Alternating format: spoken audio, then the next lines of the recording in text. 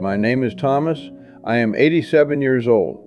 That sentence still feels strange to say out loud, not because of the number, but because of everything it carries with it.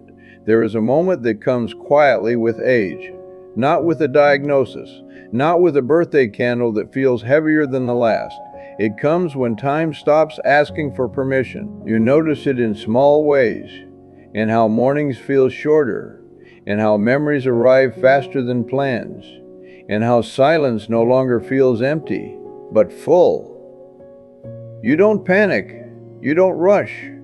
You simply understand something you didn't before. That life was never waiting for you to feel ready. I used to think aging would come with clarity, that one day I would wake up and feel certain about who I was, what mattered, and what could finally be left behind. But that's not how it works. Age doesn't give you answers. It removes excuses. It strips away the noise you once used to hide behind. It softens the urgency to impress, and it replaces it with something quieter, an honesty you can no longer avoid. Looking back now, I see how much of my life I spent measuring myself by the wrong things. Productivity, recognition, keeping up. I didn't realize how often I confused motion with meaning. I wasn't reckless. I wasn't careless. I was careful. Careful with my choices, careful with my words, careful with my dreams. I told myself I was being responsible, that there would be time later, that some parts of life could wait until everything else was settled. What I didn't understand then was how easily later becomes a habit, and habits once formed rarely announce the cost they will carry. At some point, the scoreboard you once lived by disappears, not because you failed, but because it no longer makes sense. You stop counting achievements. You stop comparing timelines. Instead, you begin to notice different markers, how you feel when the day begins, how your body responds to rest instead of pressure, how your mind reacts when it's not being pushed to perform. You realize that the people who seem most at peace at this stage of life aren't the ones who had the most. They're the ones who learned how to stay present, not perfectly. There's a subtle shift that happens when you've lived long enough. You stop asking, "Am I doing enough?" and start asking, "Does this still feel like my life?" That question doesn't come from ambition. It comes from awareness. It arrives when you've lost enough illusions to finally recognize what sustains you and what quietly drains you. You begin to sense which parts of yourself are still alive and which ones were only maintained out of habit. This stage of life isn't loud. It doesn't demand reinvention. It doesn't ask you to prove anything. It invites something else. Attention to the way curiosity still flickers, even if it shows up as a simple question instead of a grand plan, to the small acts you can still do on your own, not as a performance of strength, but as a quiet reminder of dignity. To the people who remain, not many perhaps, but real. To the moments that no longer need to be extraordinary to feel meaningful. To the body that has carried you this far and deserves gentleness now. And to the gratitude that arrives not because life was perfect, but because you are still here to notice. I didn't always see these things as important. I thought they were secondary, optional, something to appreciate after the real work was done. But time has a way of correcting that misunderstanding. It teaches you slowly, sometimes painfully, that the life you're living now is the only one that ever truly belonged to you. Not the version you planned, not the version you planned, not the version you postponed, but the one unfolding quietly in front of you. This isn't a lesson, and it's not a list. It's simply an observation from someone who has lived long enough to stop pretending that success looks the same at every age. If you're listening to this and something feels familiar, that's not coincidence. It means you've arrived at a point where different things begin to matter, where the measure of a good life no longer needs applause, only honesty. And in that honesty, there are a few quiet signs, not dramatic, not impressive, that tell you life is still working, not loudly, but deeply. One of the first things I noticed as the years passed was how certainty slowly lost its appeal. I used to think knowing was the goal, having answers, having opinions that felt solid. But somewhere along the way, I became more interested in questions, not the kind that demand solutions, but the kind that keep you awake in a gentle way. Curiosity, I've learned, doesn't disappear with age. It only changes its shape. It no longer asks how to conquer the world. It asks how the world still surprises you. A new idea in a book, a story your grandchild tells you with complete seriousness, a piece of technology you don't fully understand, but try anyway. Each small attempt says something important, that your mind hasn't closed its doors. Not because you need to stay young, but because staying open is how you remain part of the present.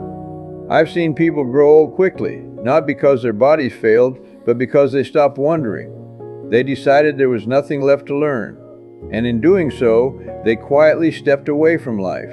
There is also dignity in the small things you can still do for yourself. This took me longer to understand.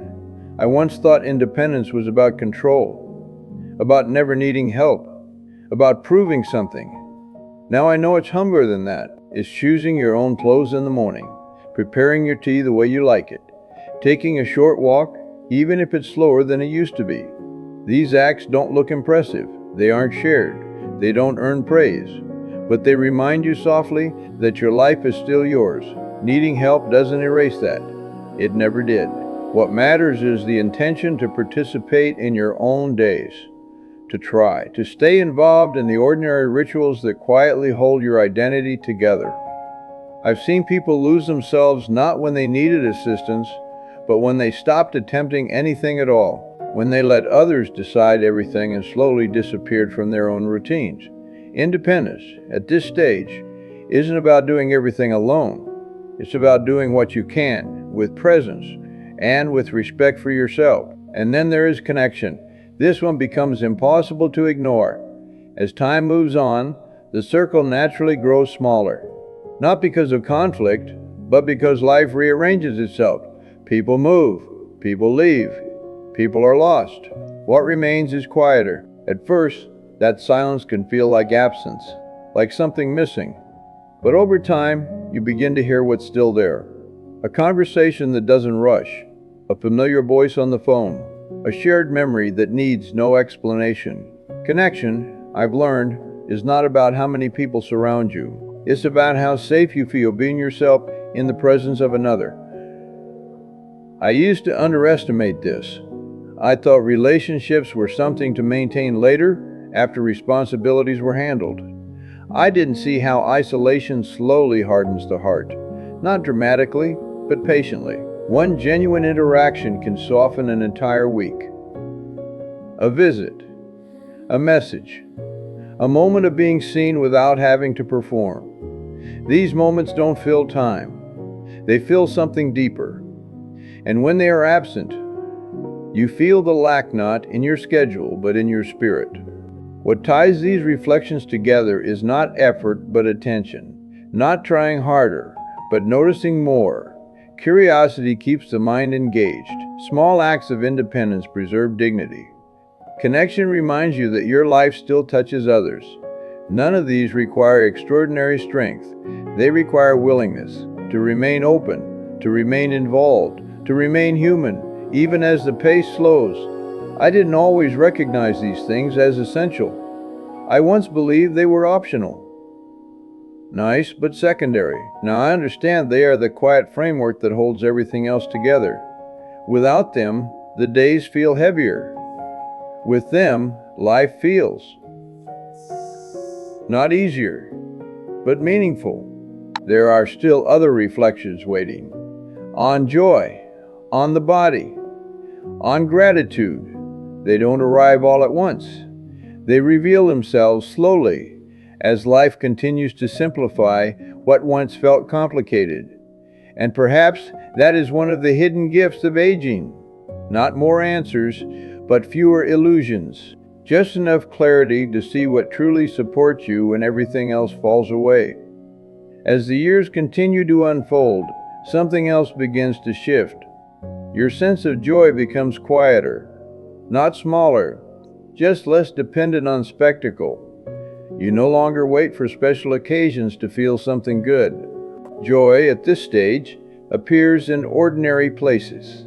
In the warmth of a cup held between both hands, in the sound of birds that arrive every morning, as if nothing in the world has changed, in the way light moves across the room in the late afternoon. These moments don't ask for attention, they offer it. And when you finally notice them, you realize they were always there. I used to think happiness had to be earned, achieved, scheduled. Now I understand that contentment doesn't arrive through effort. It arrives through permission. The permission to slow down, to stop chasing intensity, to allow life to be gentle without questioning its value. Your relationship with your body changes too. Not suddenly, not dramatically. It becomes more honest. The body stops pretending it can do everything, and in that honesty, it asks for care instead of pressure. You begin to listen more closely to the need for rest, to the way movement feels different now, to the small signals that once went ignored. Caring for the body at this age isn't about improvement, it's about respect. This body has carried you through decades of change, through stress, through love, through loss. It deserves patience, a short walk instead of a long push, a stretch instead of strain, a meal chosen with kindness rather than habit. These gestures may seem small, but they are acts of acknowledgement. They say, I am still worth taking care of. And that belief quietly shapes how the days feel. Then there is gratitude, not the forced kind, not the kind written on lists, but the kind that settles in when comparison finally loosens its grip. Gratitude, I've learned, is not about being satisfied with everything. It's about making peace with enough. Enough time for today, enough health for this moment, enough connection to feel grounded. You stop measuring your life against others. You stop wondering how it could have turned out differently. Not because those thoughts disappear, but because they no longer serve you. Peace doesn't arrive when life is perfect. It arrives when you stop arguing with reality, when you accept that nothing stays, not people, not strength, not pain. And somehow that acceptance brings relief. This is where the noise fades, the need to prove, the urge to accumulate, the fear of falling behind. What remains is simpler. Presence, care, appreciation, not as ideals, but as daily experiences. Life after 80 is not an ending. It is a chapter without pretense, a chapter where you are allowed to be slower, to be quieter, to be honest about what you need.